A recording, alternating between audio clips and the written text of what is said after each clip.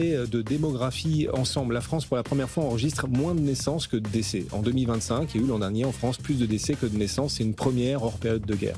Certains pensent qu'avec une démographie amenée à décliner, les marchés ne feront que baisser. Vous n'êtes pas d'accord, vous dites bullshit. Vous foudroyez, Thibault, cette idée que les marchés finiront par souffrir du déclin démographique. Vous niez le déclin démographique ? Du tout. Le déclin démographique est quelque chose d'extrêmement important et qui est d'ailleurs particulièrement mal analysé dans le débat public parce que je pense que tous les spécialistes vaccino-Russie se sont reconvertis en démographie.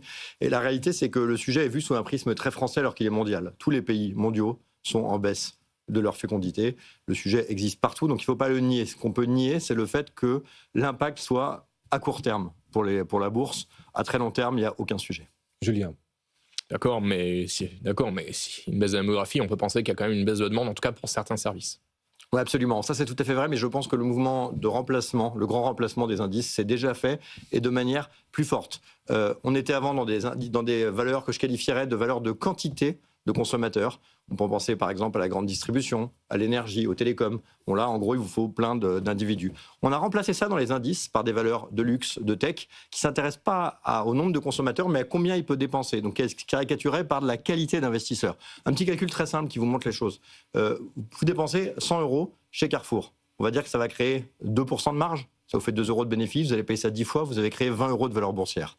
Vous mettez 100 euros dans Nvidia, vous allez faire 70 de bénéfices, vous payez ça 30 fois, vous avez fait 2000 de valeur boursière.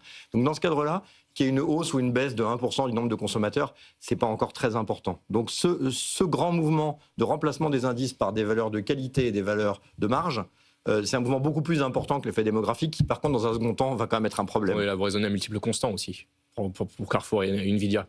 Oui, bien sûr, mais ce que je veux dire, c'est que l'ampleur de ces changements qu'on a eus dans les indices est tellement important que en comparaison, enfin, vous voyez, si Carrefour, depuis 20 ans, avait fait 1 ou 2 de croissance de plus par an, ça serait toujours pas à 300 milliards dans les indices. Vous voyez ce que je veux dire ? C'est-à-dire que l'effet de la marge et du changement tech est tellement important que, pour l'instant, il étouffe ce sujet démographique. Mais ce sujet démographique qui va quand même se poser. Et puis, de même manière, les géants boursiers aujourd'hui sont pas forcément les plus gros employeurs. Donc, la difficulté à trouver de la main-d'œuvre qui va se poser de plus en plus n'est pas aujourd'hui un énorme sujet pour LVMH, pour Nvidia.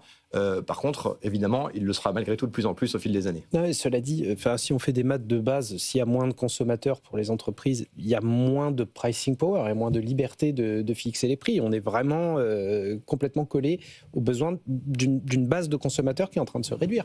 Oui, ça c'est un véritable sujet. Je pense que c'est plus un sujet à 10-20 ans qu'un sujet à 3 ans. Mais c'est un vrai débat aussi dans la sphère démographique. C'est-à-dire qu'il y a l'idée historique que si on est en déflation démographique, quelque part on appelle ça aujourd'hui en dénatalité, en fait il y aura moins de consommateurs donc les prix vont baisser. Puis il y a une école de pensée qui a quand même été de plus en plus forte qui dit à contrario, s'il y a une démographie de plus en plus faible, il y aura moins de producteurs, il y aura moins de main d'œuvre et donc en fait on va produire de plus en plus cher et les prix vont augmenter. Moi je suis quelqu'un d'assez simple, donc je prends les exemples historiques de dénatalité du Japon, de l'Allemagne, ça a toujours amené des économies déflationnistes, donc je pense effectivement que on est plus dans des risques de déflation que dans des risques d'inflation, mais je pense que pour les raisons évoquées, avant que ça vienne contaminer les indices boursiers, un peu de temps devant nous.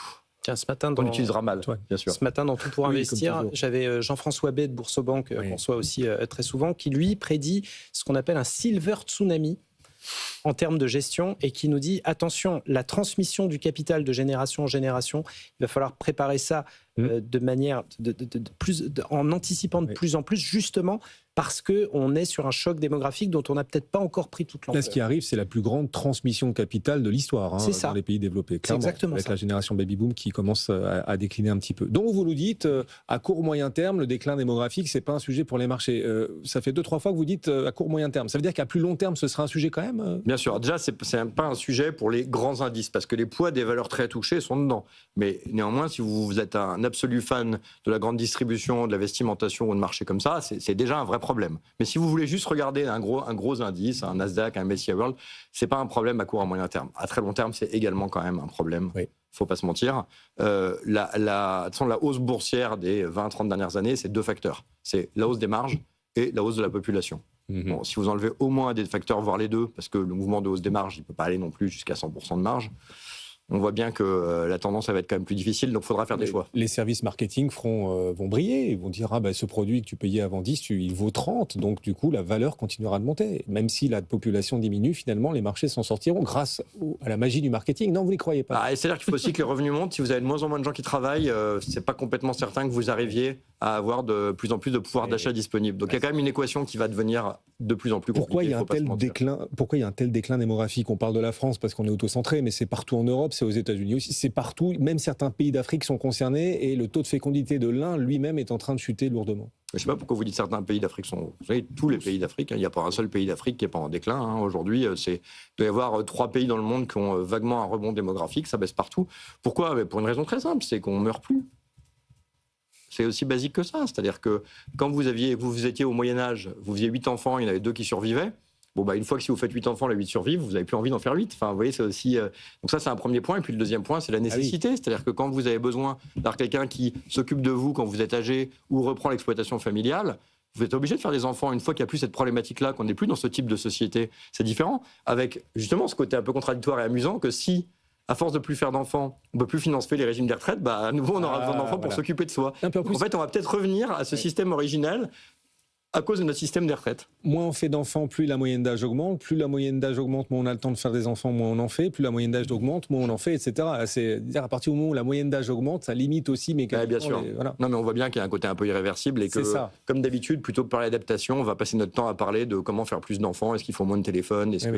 Donc on va encore partir dans des débats débiles plutôt que se dire comment on s'adapte. On a l'habitude. Aucune politique nataliste, dites-moi si je me trompe, ne fonctionne. Par exemple, en Hongrie, ça fait des années que les mères d'au moins 2 enfants sont dispensées d'impôts. Pour relancer la natalité, les mères qui ont au moins 2 enfants sont dispensées d'impôts. La natalité là-bas ne repart pas. Oui, alors c'est pas exactement ça. Elles ont de l'argent gratos et puis après, si on arrive à 3 enfants, finalement, on n'a plus d'impôt à vie. Enfin, il y a des mécanismes crénelés, mais ça existe partout. Si vous voulez, les politiques natalistes, ça marche très bien.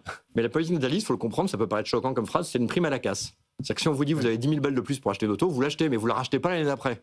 C'est pareil, si on vous dit vous avez un bonus si vous faites un enfant, si vous en voulez un, vous allez le faire maintenant. Mais vous n'allez pas vous dire tout d'un coup j'en veux 6. Ça avance l'enfant, mais ça ne multiplie pas. On est dans l'effet d'opportunité.